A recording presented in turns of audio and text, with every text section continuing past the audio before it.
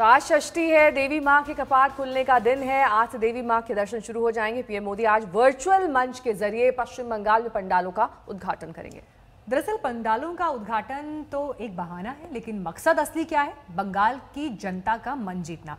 तैयारियां कैसी हैं? प्रधानमंत्री के संबोधन को लेकर क्या उम्मीदें हैं? रिपोर्ट देखिए। चुनाव की दहलीज पर खड़े बंगाल में इस बार की दुर्गा पूजा जरा हटकर है। इस पूजा में सियासत का सिंदूर है, वायदों का प्रसाद है और जीत की मंगल कामना भी है। बंगाल बीजेपी के लिए ये पूजा इस लिहाज से भी खास है क्योंकि आज मां दुर्गा के कपाट खुलेंगे और आज ही पीएम मोदी वर्चुअल तरीके से पंडालों का उद्घाटन करेंगे, वो भी 1-2 नहीं बल्कि 294 विधानसभा क्षेत्रों में। बीजेपी ने इस कार्यक्रम को पूजोर शुभेच्छा नाम दिया है, लेकिन पूजा तो बस जरिया है मतदाताओं के मन में जगह बनाने का। दुर्गा पूजा की शुरुआत हो चुकी है महाषष्ठी के साथ। जहां एक और पूजन अर्चन हो रहा है तो वहीं दूसरी ओर भारतीय जनता पार्टी अपना राजनीतिक संदेश भी दे रही है। प्रधानमंत्री दोपहर के आसपास EZCC eastern zonal cultural centre के इस पंडाल का उद्घाटन करेंगे और इसके साथ साथ बंगाल की जनता और देश को भी संदेश देंगे। ये पहला मौका होगा जब किसी वर्चुअल इस इवेंट के तहत जहां एक और पंडाल का उद्घाटन होगा तो वहीं दूसरी ओर एक संदेश भी दिया जाएगा। खास बात यह है कि जब इस पंडाल की बनावट हुई है, इस पंडाल को करीब 1 हफ्ते में बना दिया गया है और बनाने के साथ साथ इसमें बंगाल की हर वो खूबसूरती को बयां किया गया है जिसे देखते ही बनता है। बंगाल का मिजाज जानने वाले जानते हैं दुर्गा पूजा की बंगाल में क्या अहमियत है।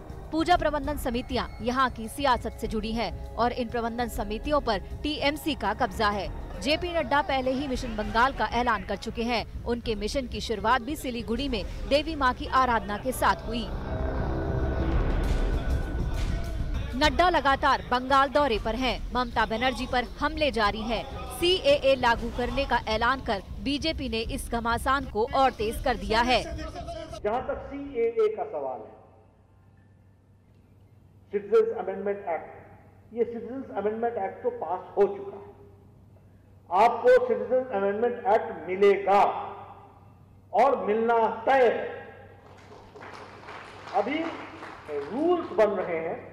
कोरोना के कारण थोड़ी सी उसमें रुकावट आ गई कोरोना के कारण, लेकिन जैसे जैसे कोरोना हट रहा है वैसे वैसे रूल्स भी तैयार हो रहे हैं और वो बहुत जल्द आपको उसकी सेवा मिलेगी। इसको भी आप ध्यान में रखिएगा और इसको हम पूरा करेंगे।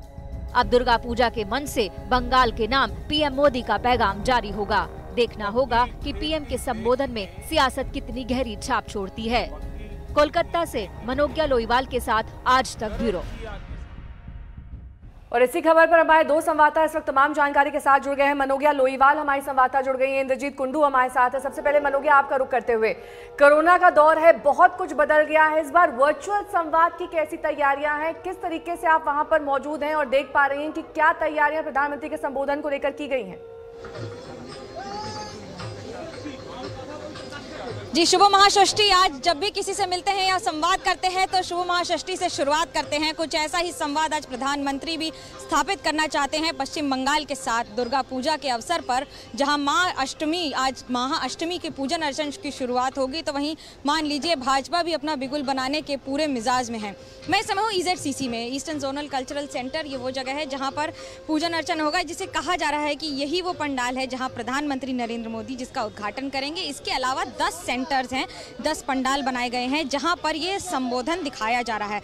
हालांकि करीब 60,000 से ज्यादा बूथों पर पूरे बंगाल में IT सेल के जरिए ये पूरे संवाद को पहुंचाया जाएगा। लेकिन एक दिलचस्प बात है कि खुद आला नेता आज साज और संवर कर बैठे हैं दुर्गा पूजन के इस महत्व को बताने के लिए, इसको अपने हिसाब से, अपने अंदाज में जनता तक पहुंचाने के लिए।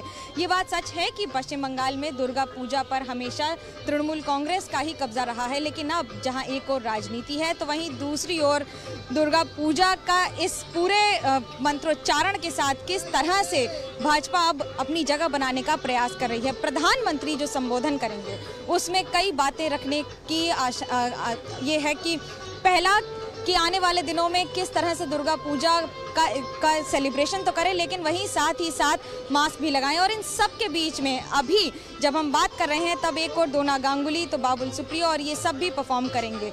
दुर्गा पूजा में हर वर्ष जिस तरह से का हर्षोल्लास रहता था वो इस वर्ष नहीं है। कलकत्ता हाईकोर्ट ने साफ ऑर्डर दे दिए हैं कि एक पंडाल में 45 से ज़्यादा लोगों को नहीं रखा जाएगा और सारी नियमावली मानकर ही ये पूजन अर्चन किया जाएगा। लेकिन राजनीति है कि बाज ही नहीं आती।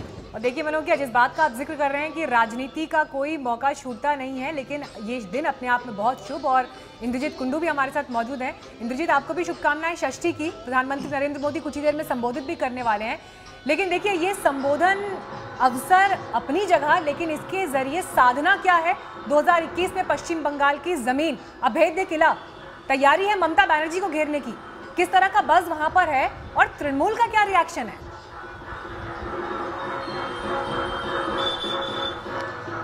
जी हाँ, शुभ षष्ठी सबको आज कहना चाहेंगे। आज से दुर्गा पूजा की शुरुआत हो रही है, लेकिन एक नए अंदाज में, एक नए रूप में, क्योंकि ये कहा जा रहा है कि ये न्यू नॉर्मल है कोविड की स्थिति में। और आप देख सकते हैं मेरे पीछे जो पूजा पंडाल है वो बिल्कुल खाली है, और ये ऐसा नज़ारा हर साल हम लोगों को देखने को नहीं मिलता है।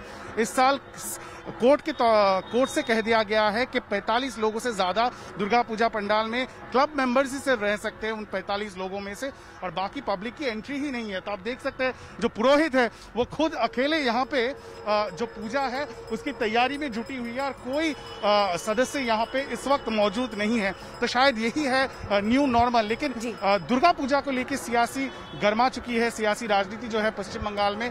और जितने भी बड़े दुर्गा पूजा कमेटी या पंडाल की बात करें कोलकाता में, सब में तृणमूल के मिनिस्टर्स, तृणमूल के लीडर्स का कब्जा है, और उसको चैलेंज करते हुए इस बार पहली बार बीजेपी खुद प्रधानमंत्री जब संबोधित करते हैं तो वो आज क्या कहते हैं। बहुत बहुत धन्यवाद मनोज्ञा और इंद्रजीत आपका, बहुत अच्छे लग रहे हैं आप दोनों। और आपको देख के यहाँ स्टूडियो में हमें भी ये इस वक्त एहसास हो रहा है कि उत्सव की शुरुआत हो गई है। बिल्कुल मीनाक्षी, ये मौका होता था जब पंडालों में पैर रखने की भी जगह नहीं होती थी, लेकिन इस बार ऐसा नज़ारा वहाँ दिख रहा है कि हमारे रिपोर्टर और वहाँ पर एक पंडित में पूजा कर रहे हैं, उनकी तैयारी कर रहे हैं। और साथ ही किस तरीके से बिहार में भी चुनावी जंग रफ्तार पकड़ रही है ये आपको दिखा दे, क्योंकि कल से प्रधानमंत्री नरेंद्र मोदी बिहार के प्रचार युद्ध में कूदने जा रहे हैं। बीजेपी ने बिहार विजय का प्लान पूरा तैयार कर दिया, लेकिन जीत दिलाने का दारोमदार तो प्रधानमंत्री मोदी पर है। आइए आपको दिखाते हैं बीजेपी के चुनावी ब्लूप्रिंट में क्या शामिल है। बीजेपी पे आशीर्वाद बनाओ ये भैया, अपने एनडीए के संगे कदम बढ़ाओ ये भैया, नरेंद्र मोदी जी के संगे मिलके आवा ये भैया, अपने मोदी जी के संगे मिलके आवा ये भैया, नरेंद्र मोदी नीतीश जी के साथ निभावा ये भैया, फिर से एनडीए के संगे कदम बढ़ावा ये भैया। बिहार के चुनाव में राजनाथ आए। कांग्रेस के एक नेता ये कहते हैं कि हमारी सरकार रहती तो हम 3 दिन के अंदर चीन को बाहर कर देते। बिहार के चुनाव में योगी आए। मैं पूछना चाहता हूं, क्या पाकिस्तान की तारीफ होनी चाहिए? पाकिस्तान आपका हितैषी है, फिर कांग्रेस के नेता पाकिस्तान के पक्ष में क्यों बोल रहे हैं?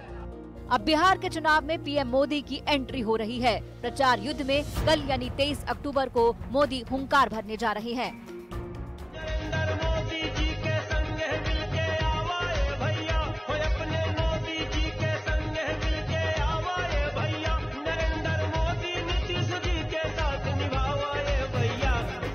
बिहार में एनडीए के लिए रास्ता इस बार उतना आसान नहीं। नीतीश एंटी इनकम्बेंसी झेल रहे हैं।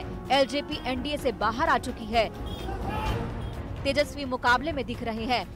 ओपिनियन पोल के नतीजों से भी बेचैनी बढ़ी है। अब सारा दारोमदार पीएम मोदी पर है। पीएम मोदी बिहार चुनाव में 12 रैलियां करेंगे। 23 अक्टूबर को पहली रैली सासाराम में करेंगे। 23 अक्टूबर को ही गया और भागलपुर में रैली करेंगे। 28 अक्टूबर को दरभंगा, मुजफ्फरपुर और पटना में। 1 नवंबर को छपरा, पूर्वी चंपारण और समस्तीपुर में, और 3 नवंबर को पश्चिमी चंपारण, सहरसा और फारबिसगंज में रैलियों का प्लान है। एनडीए की स्थिति अच्छी थी, अभी भी है और आगे भी रहेगी। और एनडीए बहुत ही 2010 के अपने इतिहास को दोहराएगी। और मतलब आज भी आप कह रहे हैं कि 220 सीट, मतलब आज भी आप कह रहे हैं कि 220 सीट जो आप पहले कहा करते थे, लेकिन स्थिति थोड़ी पहले से कमजोर हुई है, आपको ऐसा लगता है? मतलब फील्ड में जाने स्थिति दिन पर दिन और अच्छी ही हो रही है और इसमें कहीं कोई संदेह नहीं है।